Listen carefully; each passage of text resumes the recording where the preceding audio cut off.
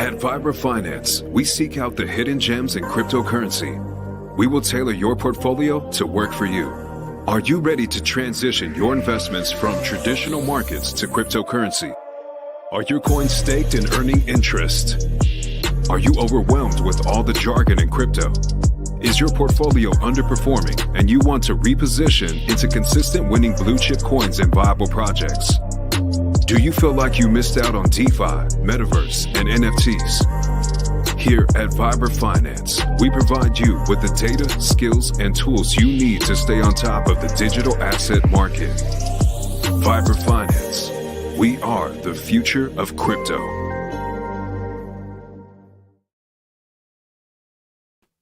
What's up, everybody? Welcome back to another episode of Vibra Live. You're going to have to let me know if this audio is sounding all right. If it's too loud, you can't hear me. Shout out to Rags. He was helping me earlier, try to set this up. So I think it's working. I'm seeing green over here. So what's up, Crypto Compassion? How's it going, my man? So yeah, guys, let me know if the sound is all right here. It should be good. Should be crisp. If not, you know what? we'll have to figure it out. What up, Pulse Former? Is it clear? Like, is that better there? Or if I do that, is that any better? Is that doing anything? Is it too loud? Just, you guys could help me out here. I'd appreciate it for a second. Trying to upgrade the quality here. Not blow your ears out. Fine, either way. All right, let's go. Drippy, drippy, what up, what up? Bit too loud. All right, let me crank that down. All right, that should be good there. Is that good, Pulse Former? All right, and won't blow anyone's eardrum, especially if they're like listening to this with headphones on. You know, when like commercials come, it's crazy how loud they are compared to streams and stuff. It sounds great. Awesome. All right, guys, we'll get into it. So if any of you guys have been watching, you know, I predicted for the last like month and a half, October 16th to 19th, that was going to be the day we're going to see changes. We're going to see pumps. And my prediction is pretty much, it's coming true. You know, I was watching Crypto Banter earlier. My buddies hit me up. He's like, dude, you got to watch this. Rand fell for that fake tweet and like started freaking out on stream and was trying to open up his account. He wanted to put longs in immediately. Like, the guy is the typical degen. He sucks. He's just got the fame, the clout. So his mistakes kind of get buried by that. Like, he was legit trying to open up his leverage account so he could put longs in. And it was a straight up scam wick. So some hilarious shit. These guys are fools out there. I've been paying attention the last couple months, watching their streams, especially the altcoin guys and their trades and what coins are going to pump. And they were wrong on Algorand. They were wrong on Solana. They were wrong on Matic. And they were wrong on, what was the other one? Avalanche. They thought they put longs in on all of them. Every single one of them wrecked. And we made new lows across the board.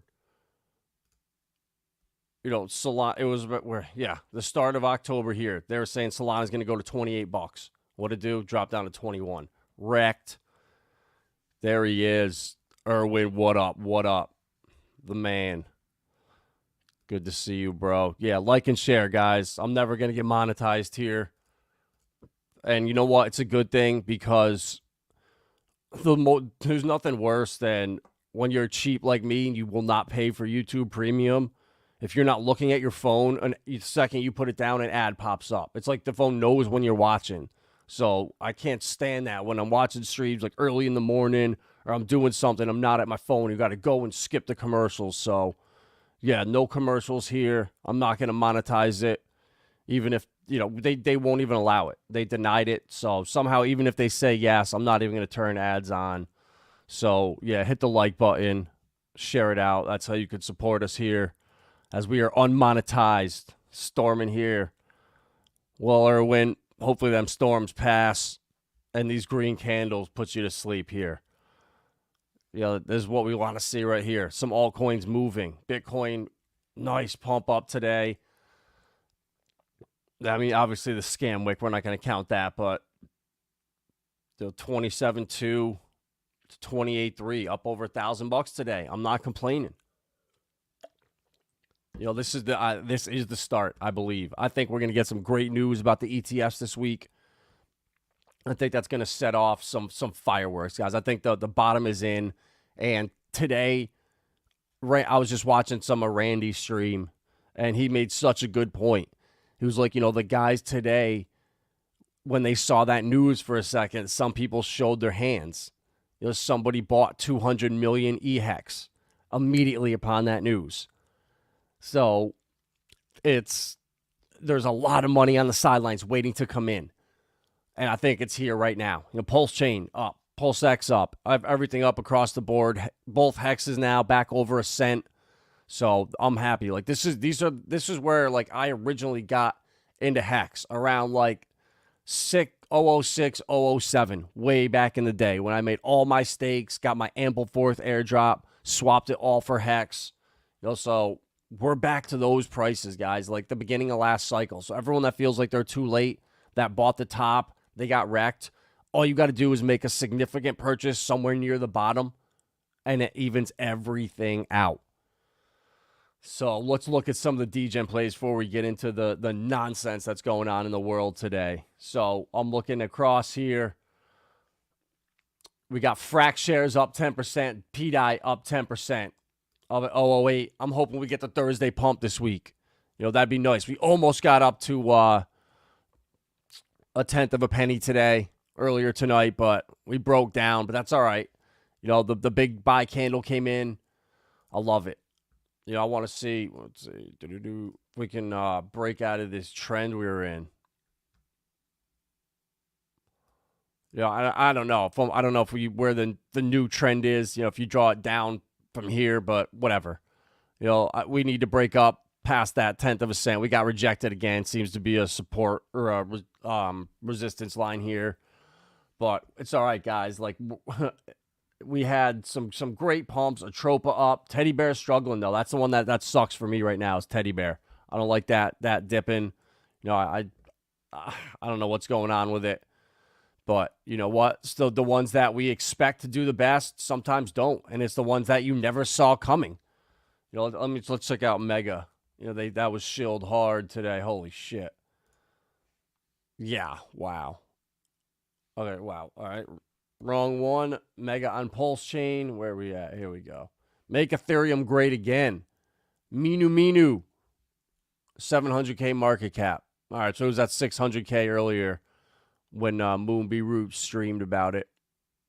But this could be another one, guys. I'm going to throw that on the watch list. Like, the community, what they're trying to do, bringing people over from Ethereum, the ETH bros, getting them over here, that's what could be big for us. We need that. Whatever's going to spark that change. I saw that Pepe was pumping. Where'd that go? Pepe was doing real well the last couple days. Jeez, I have way too many coins in this list. There we go. Pepe. Jesus, I just saw it. Wow, never mind. Pepe dumped super hard earlier.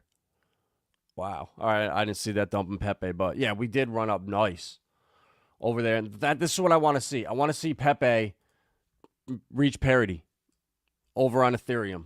I want to see, what would be another great one to reach parity? SHIB to reach parity on Ethereum.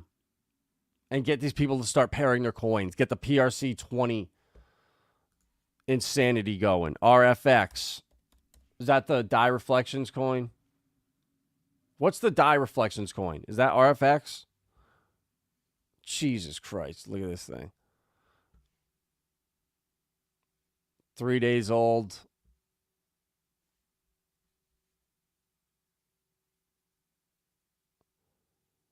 So it's all right, 2 zeros, yeah.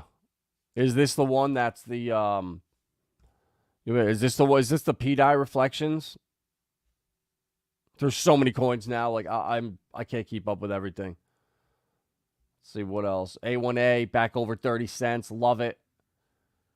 PTGC. I would keep my eye out on this one, man. This coin could potentially be a sleeper.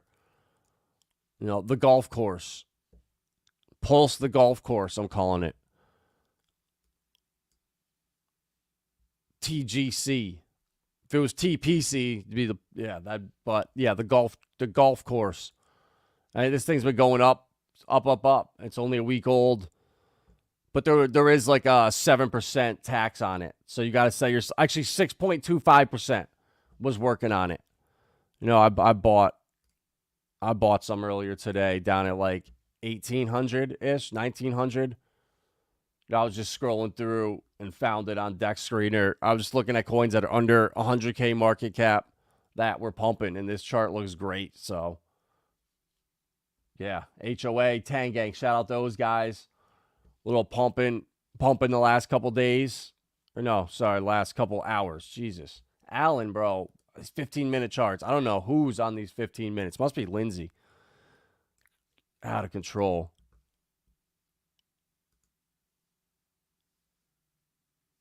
Got 666 readbacks with Jesus. That's hilarious. That's great. So, all right, guys. So, I don't know if any of you guys saw in the news today, but, you know, with the war breaking out in Israel over there, chaos ensuing, what does Sleepy Joe do? He announces new actions slashing junk fees. What? Junk fees. But you know when there's something way, way, way more sinister going on here. You know, Joe Biden unveils efforts to crack down on junk fees while announcing $2 billion in savings and $140 million in customer refunds. Folks are tired of being taken advantage of and played for suckers, Joe said. But the funny thing is, he could not say the Junk Fee Protection Act. He stumbled over it twice trying to say it, which was hilarious. So, you know, when you have your cable bill or your like internet bill, they always have like these random state fee, local fees, commission tax, dick pic fees, you know, anti-Semitism fee, whatever they throw in there.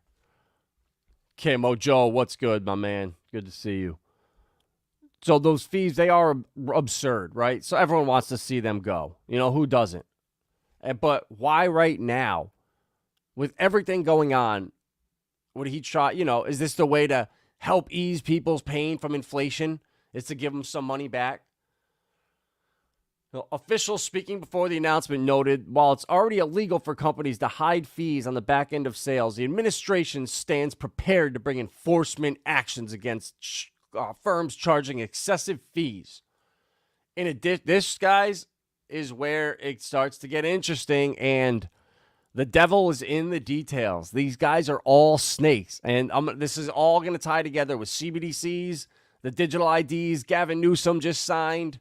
Like, it's crazy, guys. So this is going to be a good one. You know, I nailed the prediction to the day. I'm like Richard Hart here, calling the start of the pump on the day from 2 months ago. While he called it on the day, I called the pump 2 months ago. So if this keeps up for the next couple days, let's go.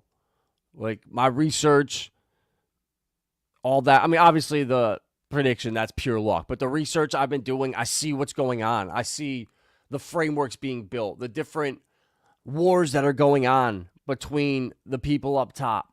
You know, the fighting in between the banks, the central banks, you know, the BIS, what they're trying to do with and go against what the IMF and the World Economic Forum are doing. These guys are not all on the same page.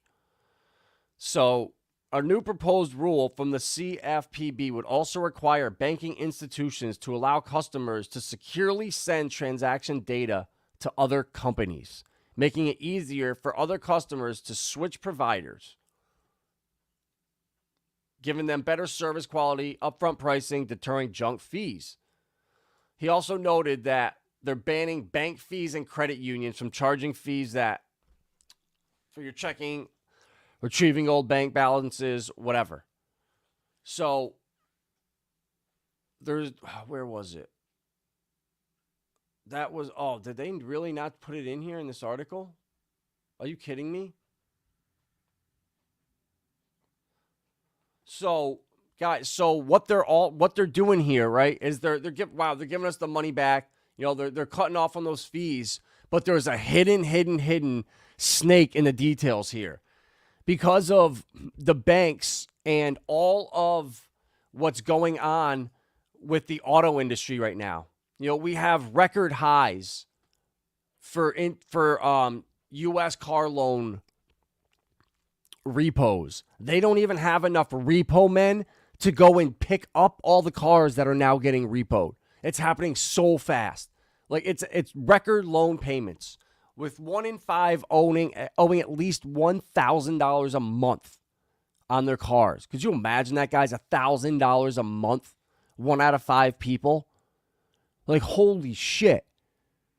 Oh, that is insanely expensive. Like, I remember like leases on Jettas and stuff used to be like $150 a month, $1,000 a month. Holy shit. Interest rate loans too, or interest rates on credit card loans now just crossed $1 trillion. People now are racking up debt at all-time highs. They're not paying. They're defaulting. And with the student loan thing coming in the last, 4, 5, 6 weeks, September 1st, October 1st, everyone now had to start repaying that. So everybody's broke. You're seeing the max record amounts of credit card debt and people unable to pay it right as we're coming into the holiday season. It's like Christmas, the holidays. This is when people spend the most money. So this is going to get really bad for people. They're just going to go into further debt. It's going to get worse and worse and worse. And only the richest 20% of Americans still have excess pandemic savings left. So from all that free money, the helicopter money, 2/5 of Americans have seen an 8% drop in their cash savings. The poorest 2/5 of Americans have seen an 8% drop. And the next 40%, a group that roughly corresponds with the U.S. middle class, saw their cash savings drop below pre-pandemic levels in the last quarter. So the average American now has less money than they did pre-COVID, which, obviously this isn't shocking, but it's just adding gas to the fire. So what Biden was doing in this to help these poor people that are struggling, they're in debt out the ass, they can't afford anything. Well, they're now blaming the banks because they were so incompetent, Silicon Valley, Silvergate, with their lending practices. They went under because they were so risky. Well, now the banks are no longer going to control who they loan money to. It is going to be out of their control. The banks are going to be required to use third-party companies that tell them, okay, yup, this person's approved for a loan. This person's not approved for a loan. So it's heading towards a social credit score that dictates who gets a loan now. So, right now, you don't have the best credit, but you know what? You've been with a local bank for 25 years. You have relationships with a lot of people in the town. You could go in there, and because the people know you, they know you're a good person, they would write you that loan because, you know what? That's what we do. Well, that's going to change. Banks are no longer going to be allowed to make that choice. They're going to have to fill out an application, send it off to God knows who's going to say, yup, this person, well, let's look at their records here. They didn't charge their phone every night. Like, this is from Gary Gensler. I watched a clip from him in front of Congress saying, right now there's a problem with all these algorithms because if you capitalize letters in your emails, when they go through that, you get a better score. When you charge your phone every night, you get a better score. If you have an electric car, you get a better score. So it's basically China's social credit score that this third-party company is collecting all this information on you. All your data is sent to them. They scour through it, and then that's going to determine whether you can get a loan or not. It's crazy. I don't know why I couldn't find the article that was talking about it.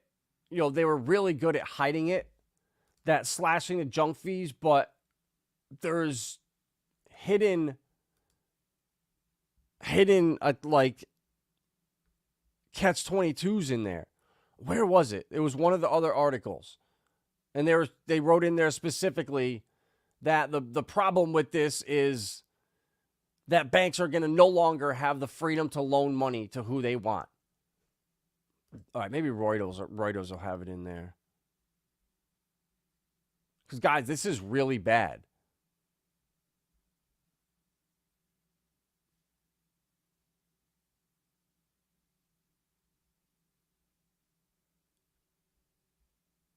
Nope, even Reuters. All right, I'll find it. I'll find it for tomorrow. But I promise you that's the whole point behind this junk fee thing is to take away the bank's ability to loan money. It's freaking crazy, guys. I really did not think we would see this in America because I don't know. Just look at like the generation that like my parents' generation that's retired now. They worked hard.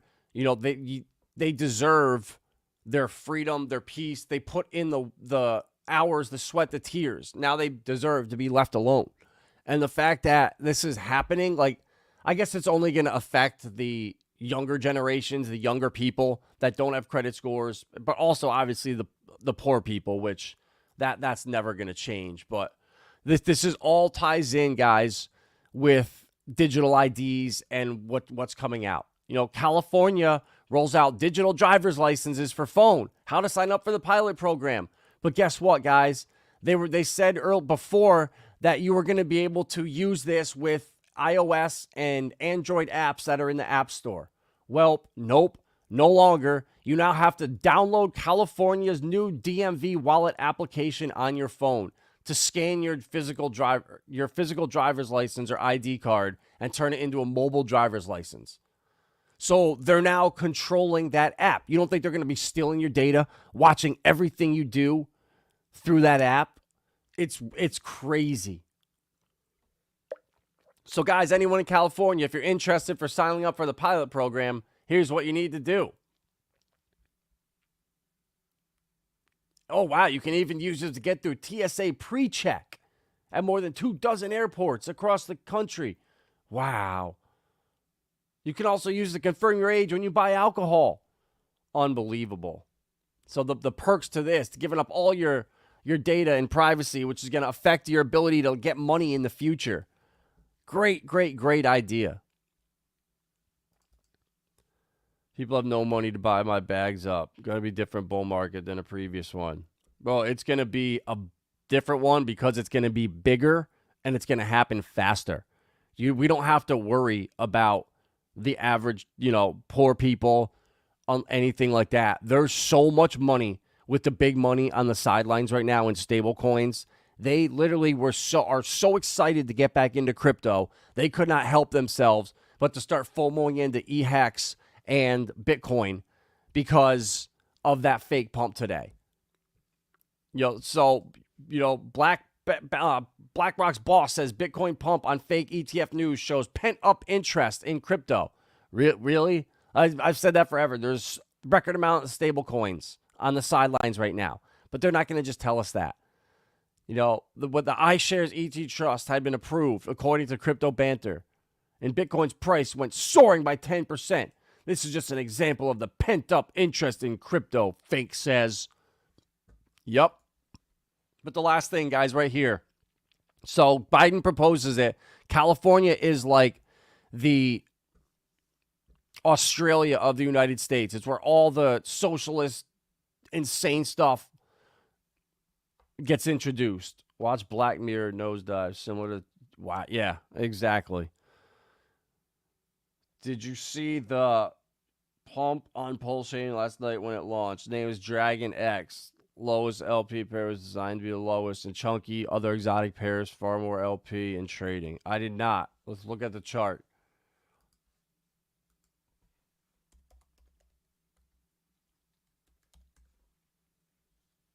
Oop, wrong.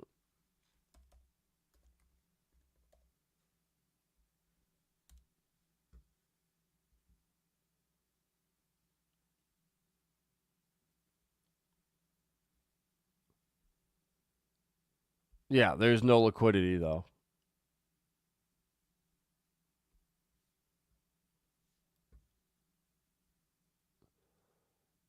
Yeah, this there's this thing's brand new. It's got to pick up volume and liquidity before I'd ape in, but I'll definitely put it on the watch list. See what goes on with this. But you guys, there's just so many coins that are popping up now. Like the meme coins aren't my things. Like I like the golf course. Like I went to college on a golf scholarship. What up, Clintrons? Good to see you, my man. So, but yeah, guys. So Gavin Newsom signs the bill banning the junk fees in California. This was like a week and a half ago. And then Biden proposed this today across the economy. So California rolls it out first in their insane little state over there. Was this the families just trying to poor families just trying to make ends meet, and they realize their companies aren't upfront and transparent with them. Yeah, okay, guys. I'll find it tomorrow, but it's all part of the plan. I can see how it's all tying together. Little pieces here and there. They use events out there, and then they use the headlines to sway your opinion and to make you beg for something. Like they are already rolling out CBDCs. I just saw an advertisement in England for CBDCs. And they're giving you a bunch of perks. They're going to give you free money and discounts on shit. And poor people, desperate people, instead of going to work that extra job, they will just take that handout. They don't care. And that's how these things are going to come. They're going to be an offer that people are going to accept because they're going to keep making the economy get worse and worse and worse and stretch the divide and have people beg for it. You could see how it's coming when desperate people are going to accept it. So, just this is the last thing too. Larry Fink is telling us that there's so much pent up demand for crypto. And we've been hearing too that this bull run is going to come from Asia. It's going to come from Korea. It's going to come from the East. And when you have guys right here, like Chang, they don't lie, guys. These guys are smart as hell. And he's telling you that traditional finance institutions and investors from the Gulf region, including UAE, Qatar, and China, probably are interested in investing in blockchain. Obviously, we know that. Money has been tight. Investors are looking. The BlackRocks of the world are obviously not dummies. Chang's had plenty of experience interacting with investors interested in Web3, closing a $300 million round in 2022. That included, guess who? A16, who has been massive in Europe, meeting with the regulators to help them sway their DeFi rules. So they're not going to be bad, guys. The laws that come are going to be pro-crypto. I can't see if I can find this article, but they were talking about how it's going to be a big problem right now with the way the tax laws are for DeFi. I think it was, hold on a second, Forecast had it.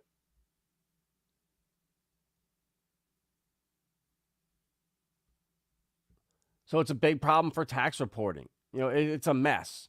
And what I think is going to happen is you're going to have to pay taxes when you actually cash it out into the real world. So if it's in your DeFi wallet and you swap from HEX to Pulse to HOA to USDC, bridge it over, it's just sitting in your wallet until you actually move it to your bank account, you're not going to have to pay tax on it. And that's the way it should be. So, or when you spend it. So say, you made $100,000, it's just sitting in stables. Well, you move $5,000 into your account, you have to pay tax on it. You go and spend $100 on it, you have to pay tax on it then, which that is way more easier. It's way more practical. And the last thing here in the news is that Ferrari starts accepting crypto payments in the U.S. Let's go.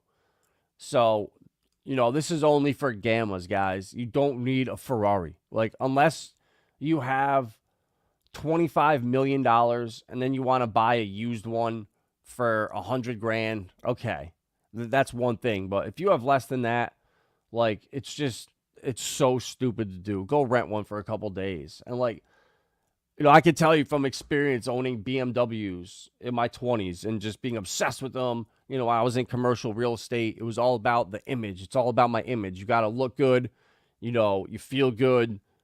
You do good. And so I was so excited.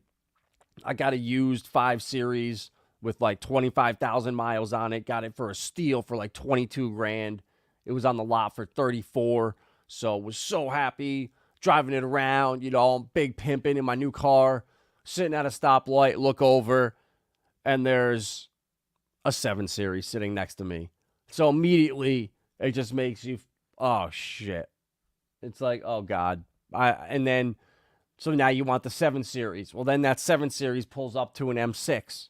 And then the M6 looks over and pulls up and sees a Bugatti. And then the Bugatti looks over and sees, a 1 of 5 of 5 Koenigsegg worth $8 million. Like, it never ends. Once you get in that world of, like, materialism, it's a trap. You get earrings. I got a pair of diamond earrings years ago, and I was super excited. And then you see a pair with a better cut and a better clarity and a better color. And so a little bigger. And you're like, all right, so I could go from these VSs to VVSs, or I could go from these SIs to VSs and a little bit bigger. And it just never ends. You get a watch, you get a nice Rolex. Then you see someone with a presidential. Then you see someone with, Richard Hart's watches. So it never ends. It's so hard to buy something and just be happy with it. It's such a hyper, you have to have, outshine, outdo the next person. So, this is great just for on the surface that people can use crypto to do this. It's just like, it's good publicity. Oh, look, I've used Bitcoin to buy my Ferrari. And then people will write, Bitcoin bought me or whatever on their Ferrari. And just stupid people will do stupid shit. But guys, we're heading in the right direction. So much bullish news has happened in the last couple weeks. Even Ripple, they have their Swell conference in Abu Dhabi this year. Or in Dubai. Sorry, in Dubai, I believe. And I was looking at the speakers they have there, and it's incredible. And just the bank partnerships Ripple has, with 120 countries piloting CBDCs. I think at least 30 are working with Ripple already. So the connections are there. Everything is being built. The infrastructures are being built. Right now, all these banks are just so greedy. They want their own private walled-off gardens where they can have their own blockchains, their Onyx network, their Providence blockchain. They can do their own thing, but that'll work temporarily. But once there's open source public blockchains, that's where all the money's going to flow. And David Schwartz is a genius, a really smart guy. And he sees that. He knows it. He's been working on this stuff for 10 years. So, yeah, guys, exciting times ahead. Don't get FOMO'd out or don't get fudded out right now. Just, hopefully you have all your bags packed because, like I said, I thought today, October 16th, was the day we were going to start to get pumps. And who knows if this happens for the next couple days. And like I said, the SEC has to respond to multiple ETFs in the next couple days. So if there's rumors or they approve them, but obviously they are going to open for trading in months from now. So it's not like it's just happen tomorrow. But people already showed their hands. People already started FOMOing. They couldn't help themselves. So that's a good sign, guys. Like, I really think this bull market is going to be massive, and I think it's going to happen fast. I think we're just going to start to take off. The money printing, every country around the world, the position that they're in, Japan, China, Europe, they are all, South America, the United States, we are all in way more trouble than we were last bull market. So even though, our currency, our dollars are going to be worth less, this bull run is going to be crazy. And by the time it ends, if they print the same amount of money they did, and there's $30 trillion circulating in cash, and there was $4 trillion to start 2020. So in 6 years, they've devalued your money 95%.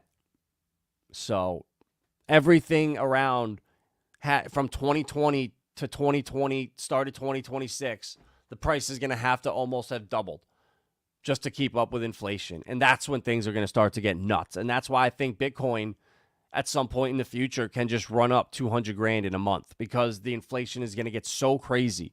But the value of it in dollars, yeah, it's worth $750,000, but that's actually like 225, 250, 300 right now. So, and people are going to be too stupid to understand it. The average person that doesn't get money and understand inflation is going to be super thinking they're rich as hell. They're rich as hell. And us smart ones here are going to be cashing out into real world assets, into, gold, silver, art, baseball cards, collectibles. I have Nintendo 64 sealed video games, Magic cards, Pokemon cards, watches. There's so many different things that you can move your crypto profits into, because I really think it's crucial now to have physical assets more than ever, because the metaverse, all that stuff is going to get so popular and so cool. And then just like everything else, it's going to get played out, and people are going to miss the real human interaction, human authenticity, human creativity.